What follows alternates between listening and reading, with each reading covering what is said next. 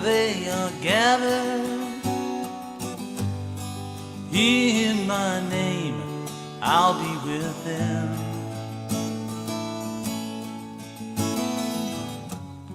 Although you are scattered, I'm drawing you back to love you again. So come unto me, my child, and I'll give you peace. Then you will be B'nai Shalom,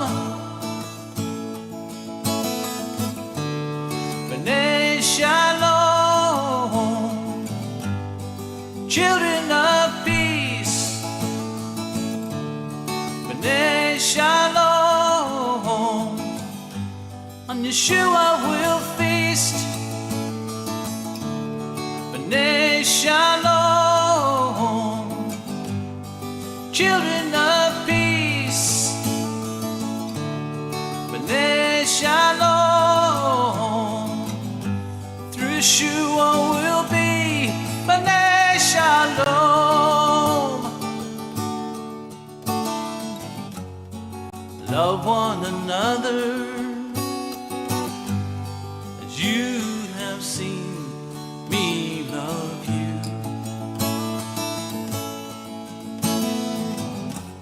My sister, my brother, do as I command you, and come unto me, my child, and I'll give you peace.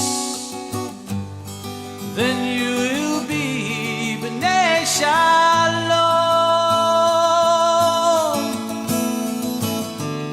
B'nai Shalom, children of peace, B'nai Shalom. On Yeshua we'll feast, B'nai Shalom, children of peace, B'nai Shalom. Through Yeshua we'll be B'nai Shalom, children of peace, B'nai Shalom, children of peace.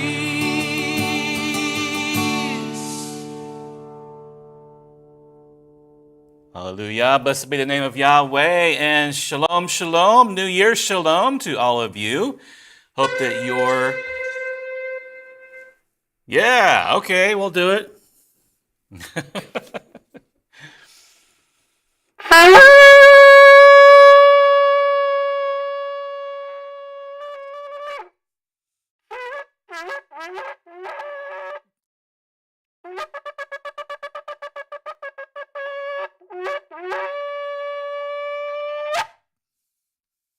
Blessed be the name of Yahweh.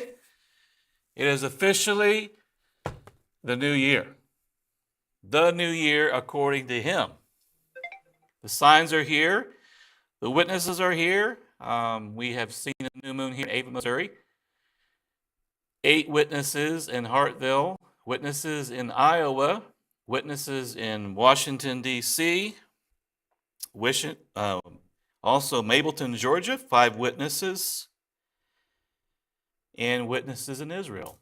So it is officially the new year, and also the witness we have for the new year, the barley harvest, is ripe and ready for harvest. And I got pictures of those. And so right off the bat here, we're going to get you pictures of this year's barley harvest. Put this up on the screen for you. And our first picture, this is recent pictures in Israel. You see the lower portion of the screen. That is barley in ripened state. You see it's turning golden, kind of a golden yellow. In other fields, giving us similar witnesses. This is a beautiful field here in Israel, and also this field here. When it starts to turn golden in color, not gold because it's the sun rising and kind of showing it, making it look gold when it's not gold. But this is, this is actual ripened barley. And actually, last broadcast on Shabbat, we showed you the kernels of barley, but this is definitely ripened barley here in Israel. So, and then this is the new moon right here in Ava, Missouri. And then we have the new moon in Israel here. So there's your photographs, photographic evidence of a ripened harvest ready. It could be picked, it could be reaped. It could wait a couple of weeks to be reaped, but it'll be ready.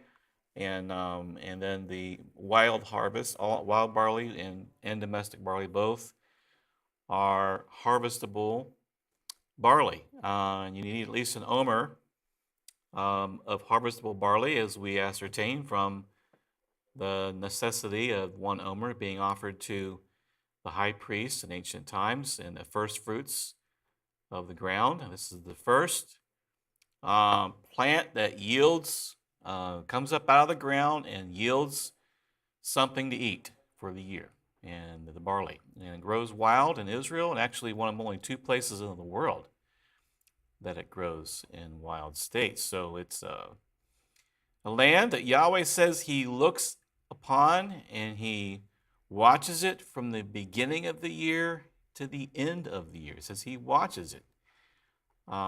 Deuteronomy chapter 16 verse 1 says, observe, shamar, look for, watch for, guard, observe the new moon of the Aviv, the ripened barley.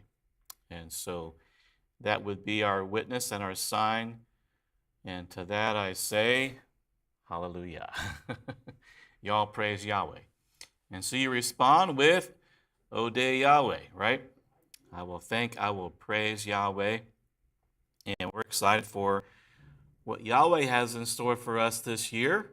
What New Year's resolutions have you made? It says, let a man examine himself and then partake of the cup. And so in about 2 weeks, 2 weeks from today, actually, we will be examining ourselves. And then we'll be partaking of the body and blood of the Messiah, Yeshua, a very solemn observance, night be much observed, something that is important for us to observe as Yahweh's people. And so we are now the first month of the year. And so if you have a shofar, blow the shofar. If you don't have a shofar, then just shout praise to Yahweh. Shout an Odeh Yahweh. And he will hear from heaven, and he deserves it. Look at all he does. I mean, just his grace, his love, his compassion, his constantly supplying our every need. There's so many things. We could sit here for the next 2 million years and never run out of things to say regarding what Yahweh has done for us. We owe our very existence to him, and he sent his own son Yeshua to die for us. That is just a remarkable act of love toward the people who were not walking in his love at all. And that was us, all of us. So multiple witnesses of the new year. We're thankful for that, and we're looking forward to what Yahweh has in store for us this year. What will next year look like? I never would have guessed that we would have been running a grocery store and thrift store here. Thrift store, yes, but grocery store, no. In Ava, Missouri. You just never know what he's going to do for us.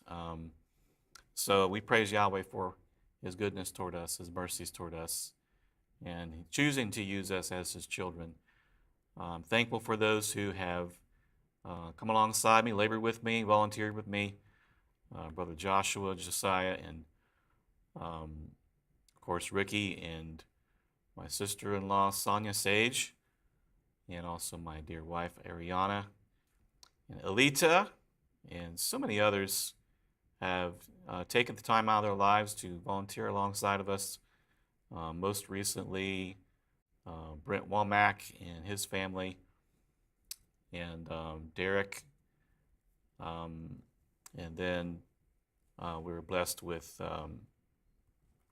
so many, I couldn't even begin to count them all, people who've come alongside us and been a blessing for us. So be looking for Passover here on the night of the 25th. And so the night of the 25th, we will be doing a Passover service here in Ava, Missouri. And then the following day, we'll have a meeting as well. And then the day after that, we're planning a big cookout here at Ava Park. And I'm going to invite the general public and invite everybody to join us for that. And local brothers, cookout and yard games and just fun. And of course, time of praise and going over the word together. Food, fellowship, fun, great mix, right? So looking here to see if anybody had sent in or emailed a picture of the new moon. I don't see anything here yet, but it should be very easily visible, even probably before sundown. You could probably see it some places tonight. So nice and high in the sky. So not a problem for tonight to be able to see the new moon. So be looking out there just around sunset and a little bit after for the new moon. And we got pictures of that, the ones that are here. And so be in preparation for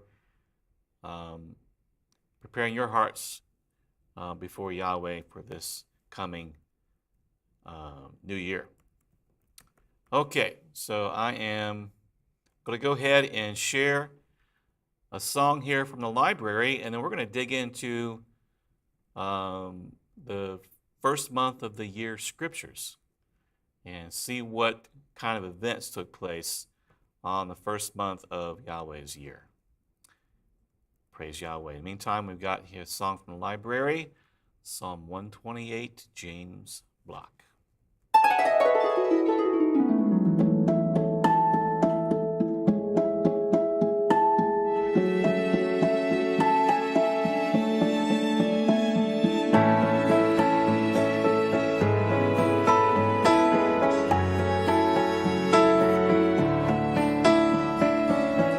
Those who trust in Yahweh are like Mount Zion. Those who trust in Yahweh are like Mount Zion. They cannot be moved. They cannot be moved. They cannot be moved. They cannot be moved.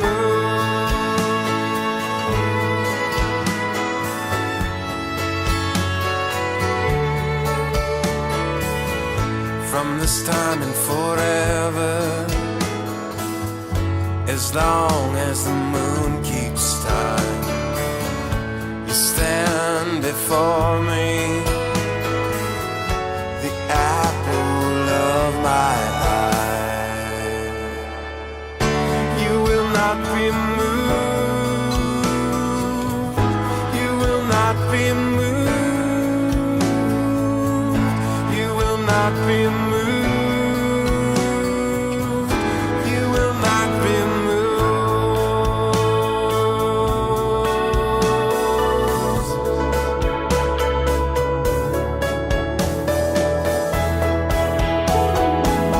And as the mountains surround Jerusalem, so Yahweh surrounds us, so His love enfolds us, Yahweh indwells us. We cannot be moved. We cannot be moved. We cannot be moved.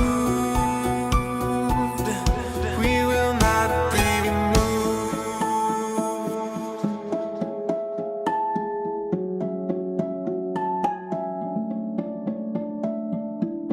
Praise to Yahweh, who lives forever.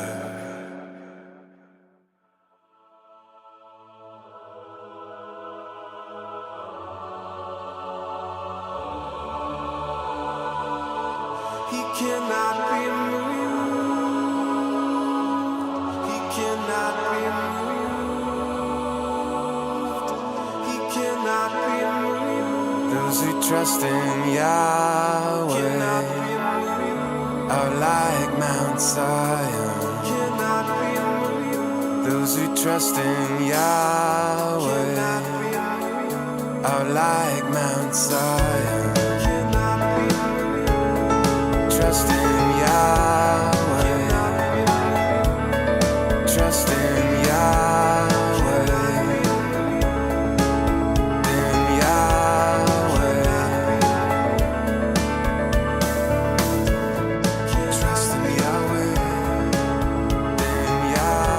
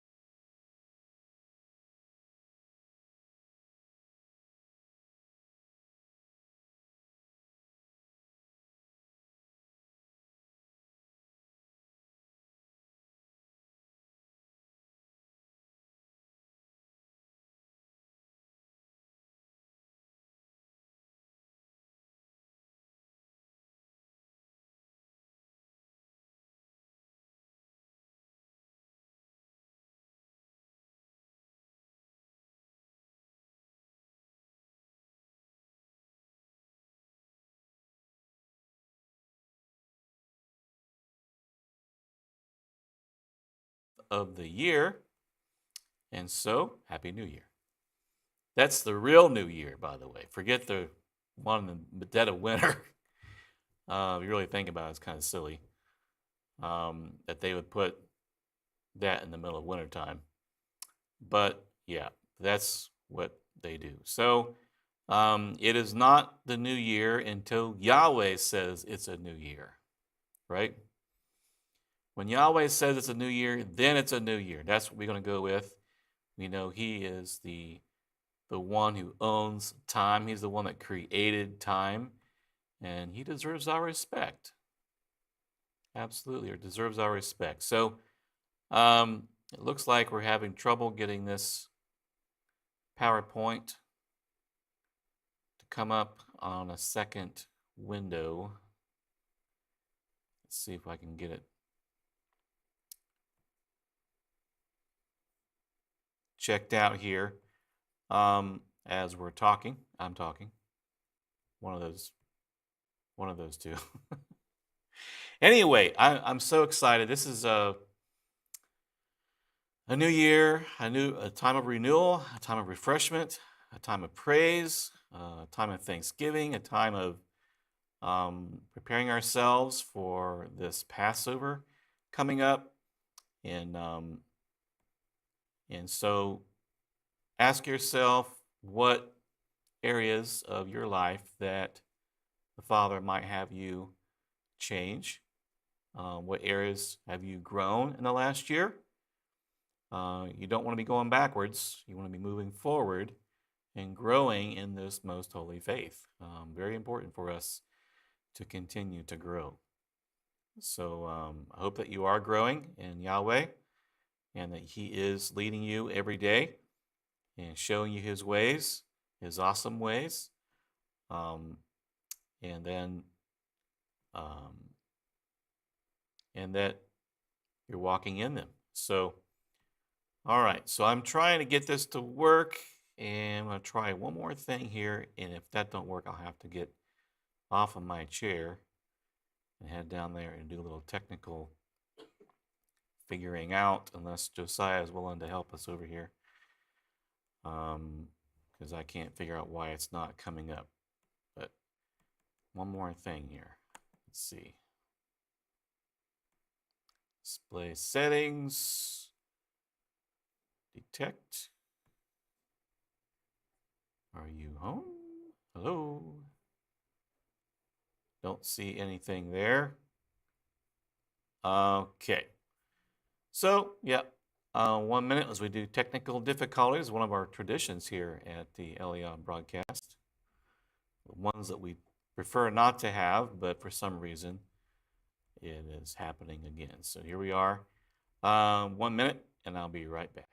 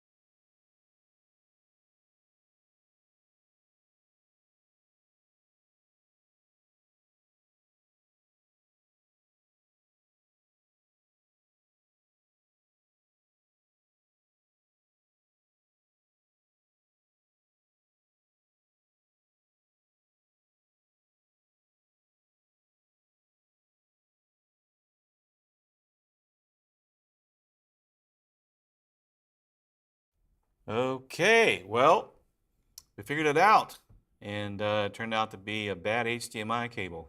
The one that worked perfectly last Shabbat now has decided to quit on us. And so, yeah, you can't make this up. So here we are. Anyway, let's get into scripture. Praise Yahweh. Our very first scripture we're going to look at here is Genesis chapter 8 and verse 13. It came to pass in the 601st year, in the first month, the first day of the month. Back up here. Where are we? I'm going backwards. There we go. First day of the month, the waters were dried up from the earth, and Noah removed the covering of the ark and looked, and indeed the surface of the ground was dry. And so, significant event here in the first month of the year, the first day of the month, New Year Day. The waters dried up from the earth, and Noah could remove the covering of the ark and see dry ground. That's significant time.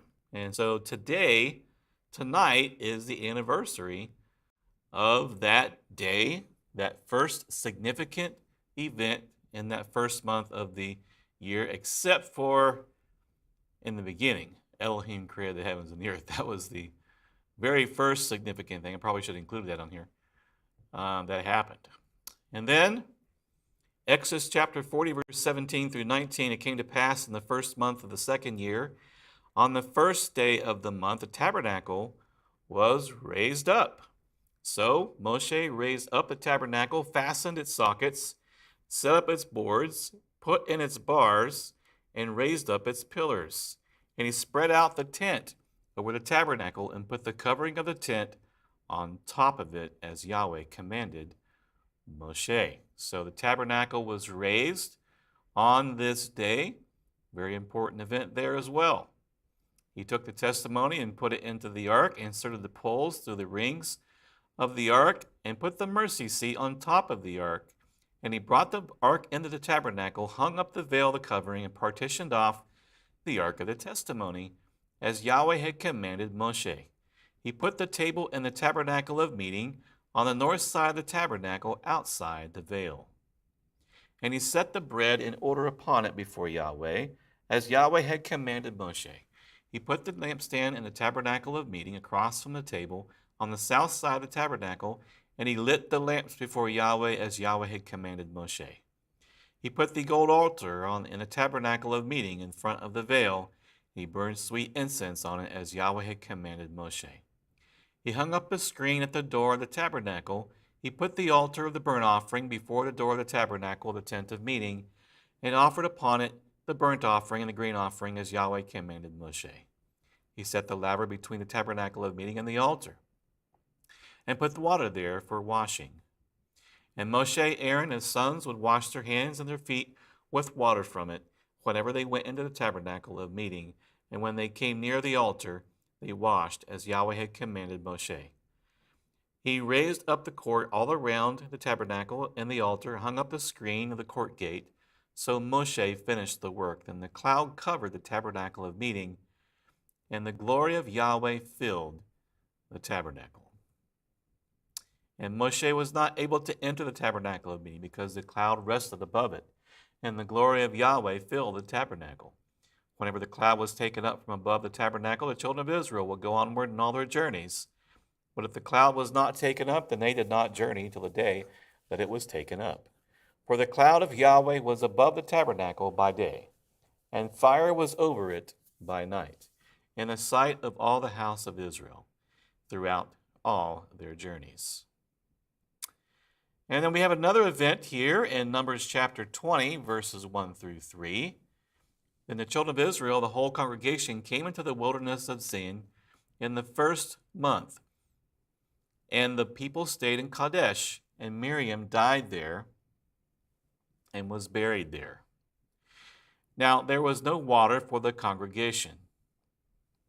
So they gathered together against Moshe and Aaron, and the people contended with Moshe and spoke, saying, "If only we had died when our brethren died before Yahweh. Why have you brought up the assembly of Yahweh into this wilderness, that we and our animals should die here? And why have you made us come up out of Egypt to bring us to this evil place? It is not a place of grain or figs or vines or pomegranates, nor is there any water to drink." So Moshe and Aaron went from the presence of the assembly to the door of the tabernacle of meeting, and they fell on their faces. And the glory of Yahweh appeared to them. Then Yahweh spoke to Moshe, saying, "Take the rod, you and your brother Aaron, gather the congregation together, speak to the rock before their eyes, and it will yield its water. Thus you shall bring water for them out of the rock, and give drink to the congregation and their animals." So Moshe took the rod from before Yahweh as he commanded him, and Moshe and Aaron gathered the assembly together before the rock, and he said to them, "Hear now, you rebels, must we bring water for you out of this rock?" Then Moshe lifted his hand and struck the rock twice with his rod, and water came out abundantly, and the congregation and their animals drank. Then Yahweh spoke to Moshe and Aaron, "Because you did not believe me, to hallow me in the eyes of the children of Israel, therefore you shall not bring this assembly into the land which I have given them." This was the water of Meribah, because the children of Israel contended with Yahweh and he was hallowed among them. So, in a moment of anger, he got upset. Got upset. Both Moshe and Aaron were punished. And both, they were upset. He said we struck the rock. Should never have struck the rock. But we struck the rock too, didn't we? Messiah Yeshua.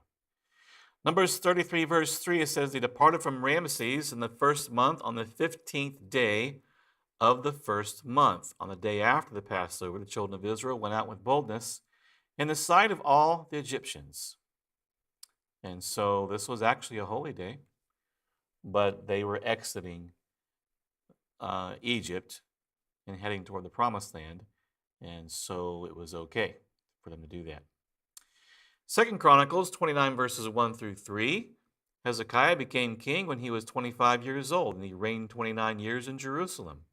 His mother's name was EliYah, the daughter of Zechariah.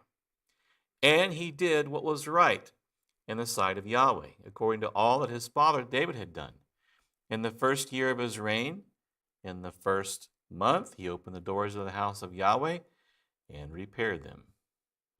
Then he brought in the priests, the Levites, and gathered them in the east square, and said to them, hear me, Levites, now sanctify yourselves, sanctify the house of Yahweh Elohim of your fathers, and carry out the rubbish from the holy place. For our fathers have trespassed and done evil in the eyes of Yahweh our Elohim. They have forsaken him, have turned their faces away from the dwelling place of Yahweh, and turned their backs on him. They also have shut up the doors of the vestibule, put out the lamps, have not burned incense or offered burnt offerings in the holy place to the Elohim of Israel.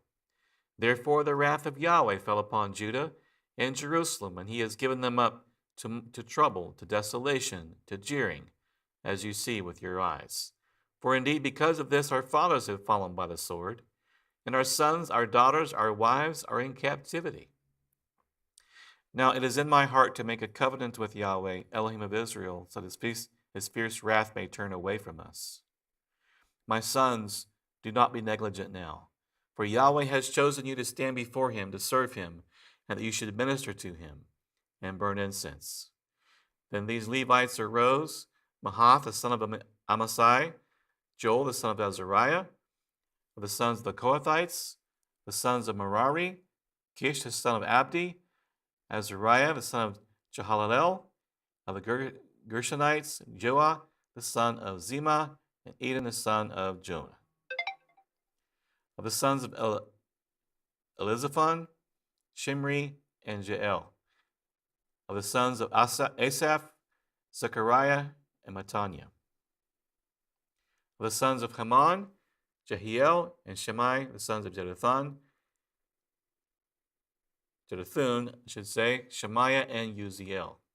And they gathered their brethren, sanctified themselves, and went according to the commandment of the king at the words of Yahweh to cleanse the house of Yahweh.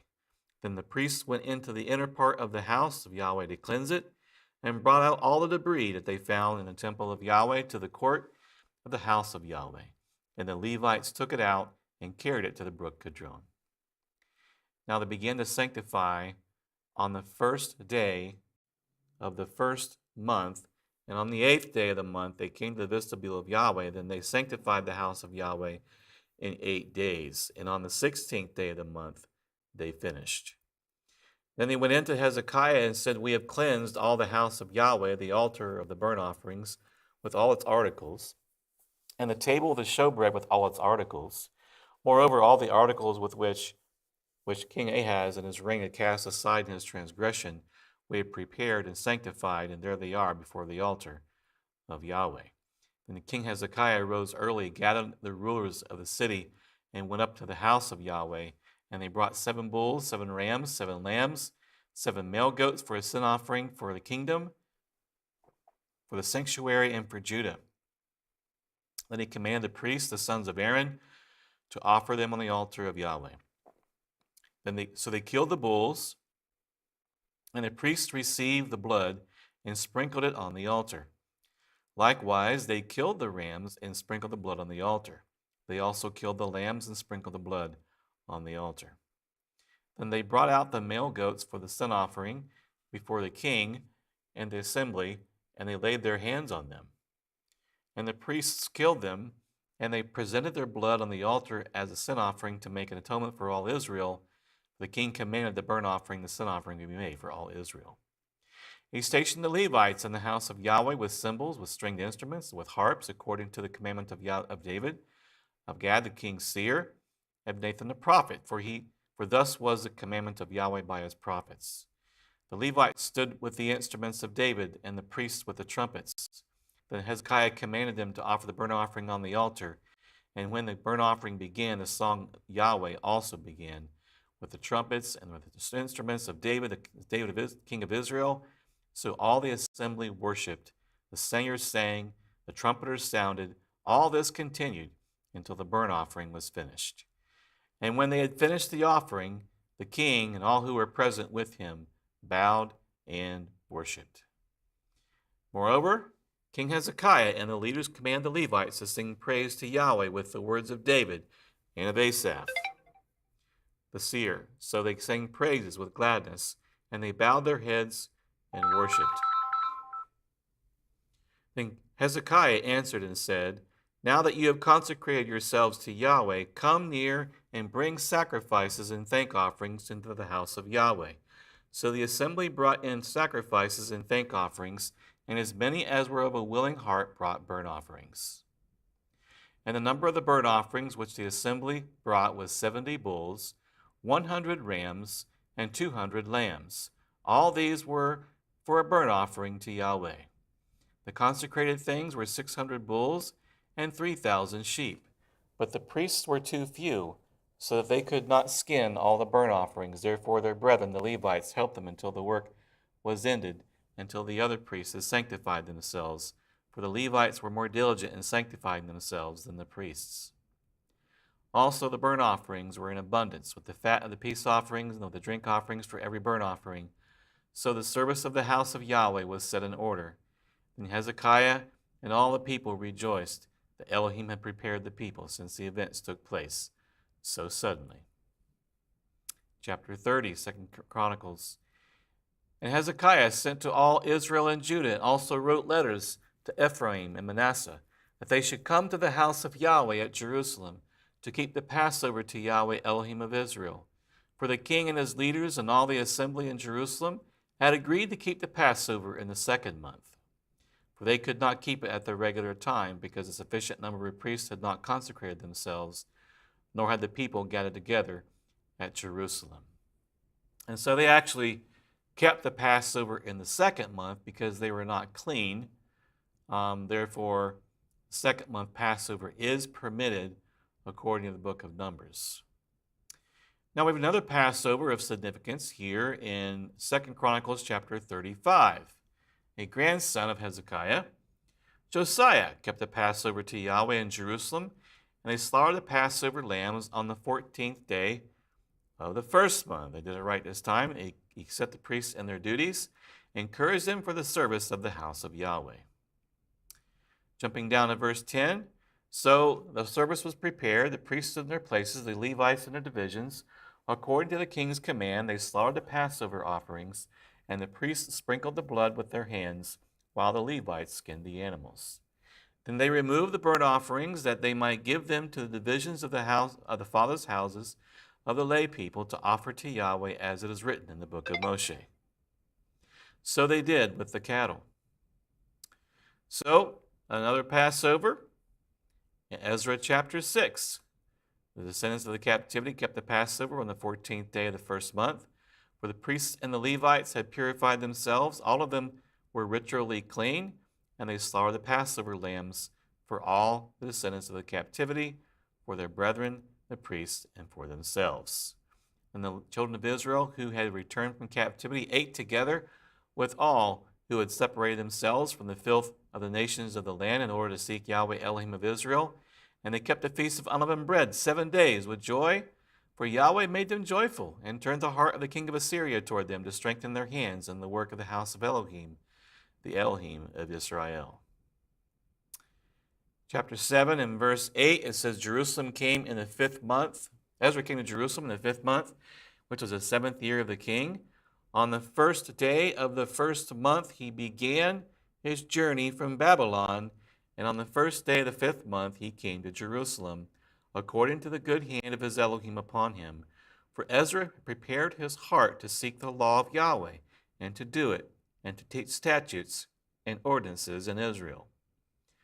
And so this is another first month event. It wasn't the Passover. It was Ezra setting off on his journey toward the land of Jerusalem on the new moon day.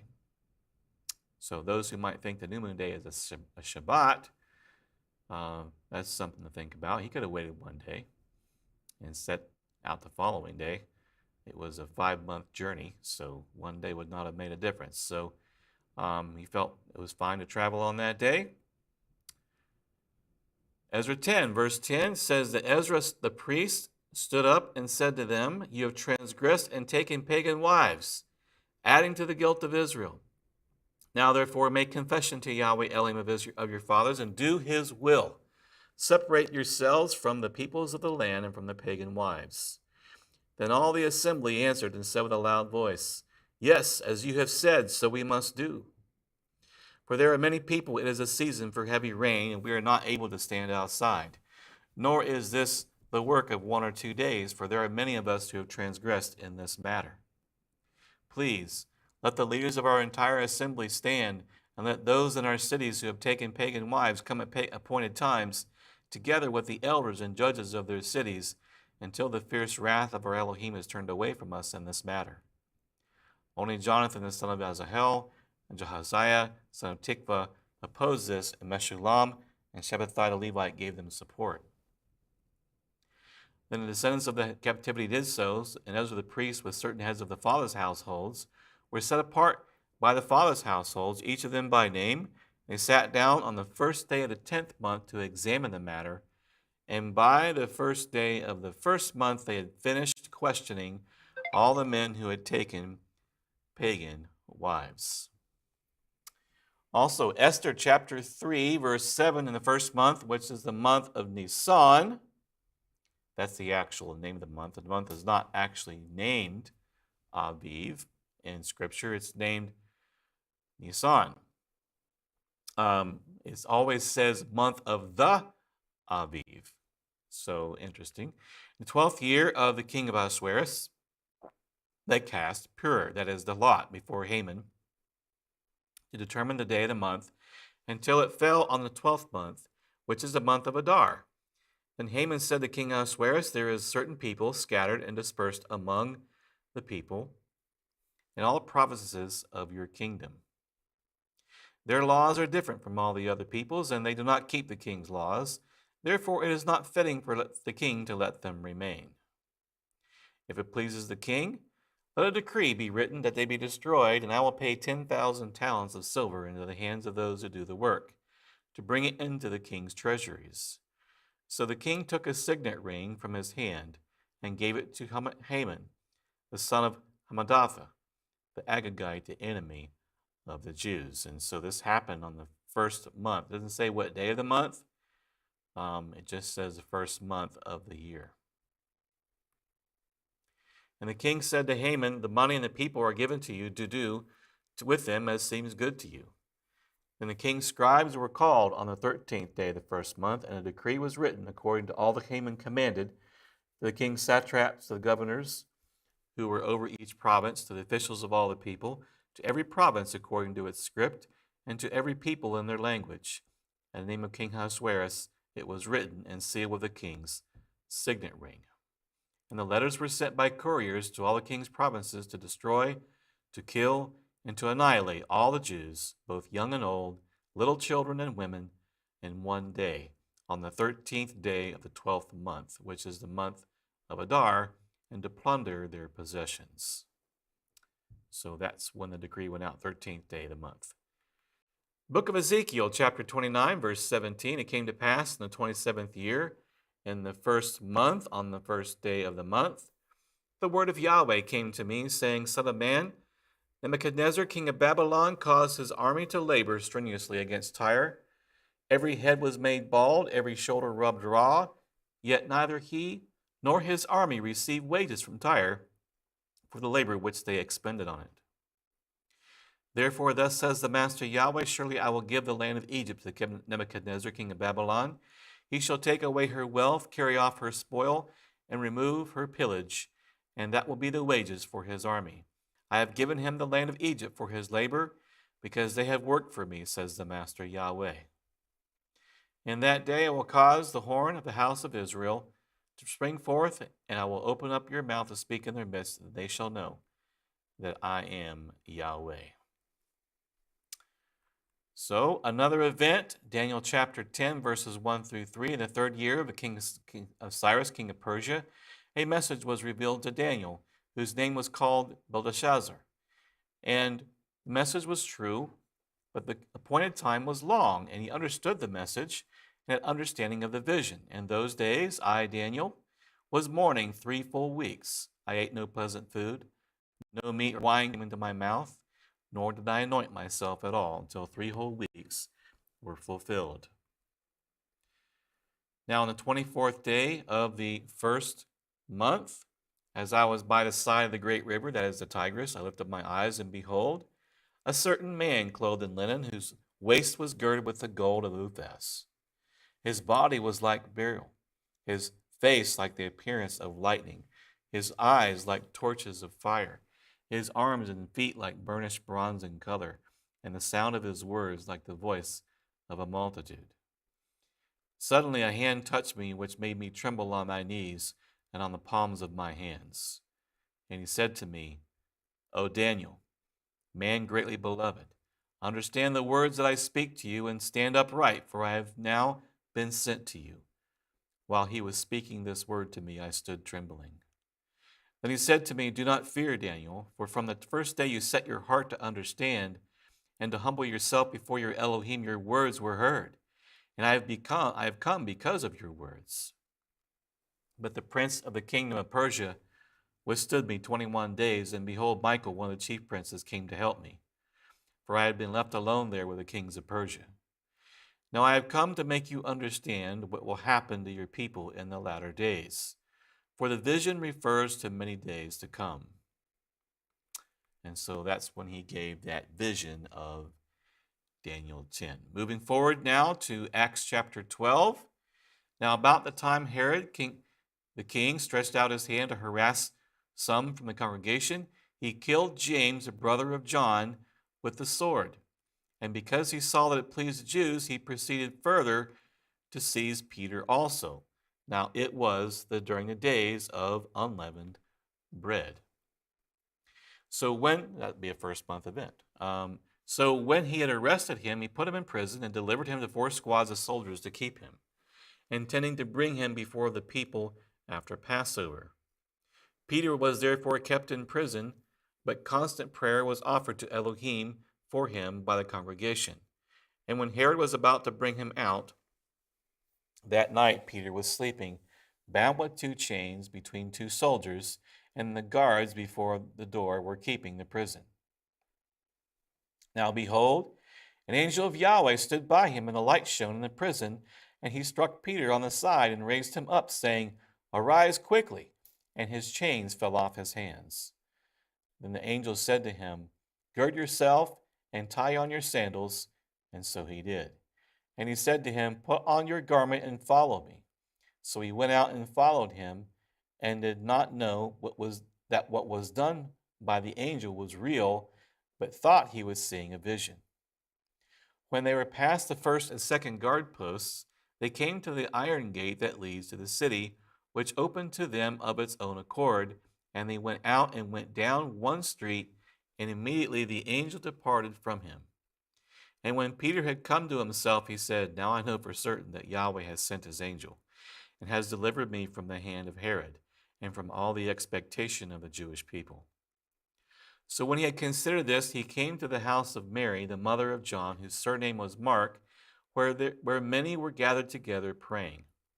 And as Peter knocked at the door of the gate, a girl named Rhoda came to answer.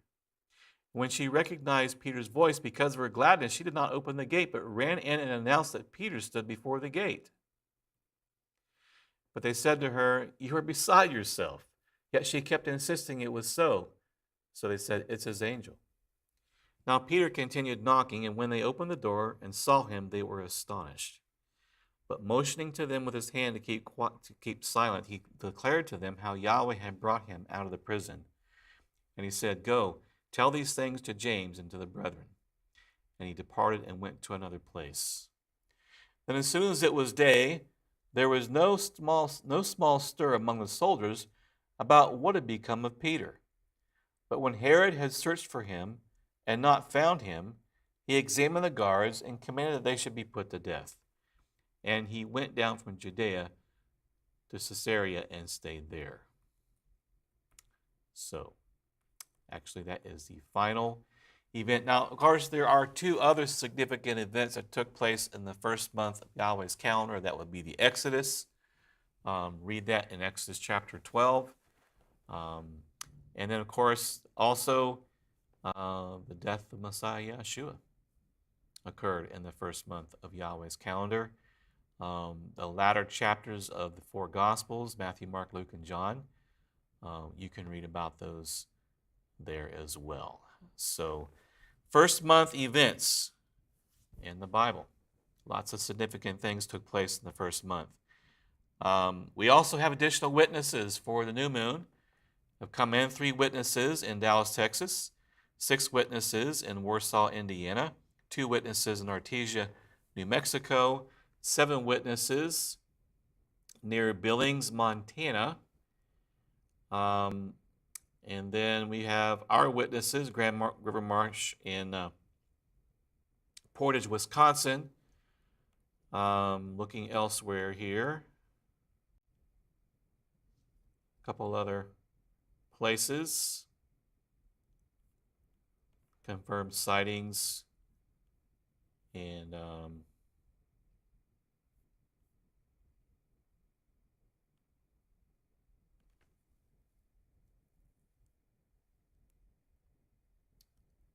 all right, loading up here. We have Caledonia, Canada, Ontario, Canada.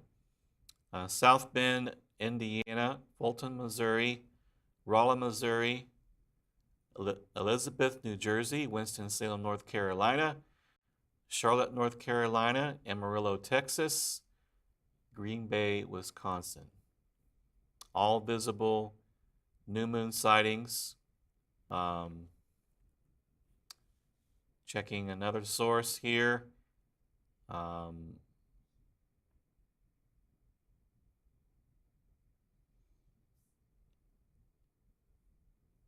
Also sighted in South Africa, Puerto Rico, North Carolina, Florida, and Virginia. So definitely visible new moon tonight. It is the new year. Give thanks to Yahweh for bringing us through another year, enabling us to live to this moment. Now we want to live for His glory. Interesting thing I noticed, there's pictures of the new moon in South Africa. Where we're standing, the moon was a smiling moon. But in South Africa, the moon is on the opposite side. I mean, from what you're looking at, it's on actually on the left side. Normally you see the new moon on the other side lit up, but that's kind of interesting. But here it's a smiling moon, kind of like a Cheshire cat, kind of a moon here in Ava, Missouri. So, yeah, praise Yahweh. And we're very much looking forward to Passover. Be looking for information on EliYah.com for Passover we're hosting here in Ava, Missouri. We're looking at doing a Passover service. We're going to broadcast it live. You're welcome to follow along live stream. Also have a recorded Passover service as well, available on the website, EliYah.com/passoverservice.html. And then the following day, we'll have a meeting. We'll broadcast the meeting here on the air. You're welcome to join us, though. Come up or down or over to Ava, Missouri wherever you're located, and join us for those 2 days. On the following day, we'll have a little cookout, get together, and we kind of make it a 3-day event. And then we'll have the Shabbat later that week, which will be 3 days later after that. So, and then the final meeting will be the 7th day of unleavened bread. We don't really have any activities yet planned. I'm not sure that we will yet after that 4th day of the week when we get together for the cookout. But we'll see how it goes. And we just got 4 witnesses from Santan Valley, Arizona. Definitely New Year. And I'm going to close out here with another gander at our, in case you missed it, of our pictures of the harvest for this year. So this is a barley harvest. You can see the golden color indicating it is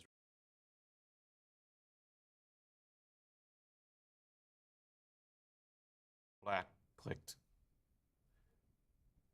How long has that been like that? Huh?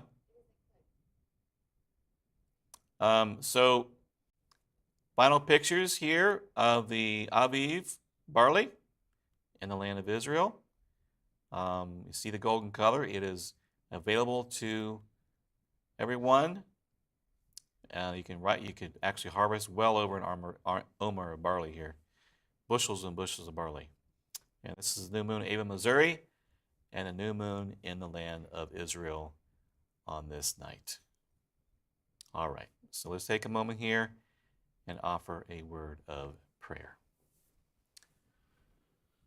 Almighty Yahweh, Nimi Yahshua HaMashiach, thank you for all your love toward us.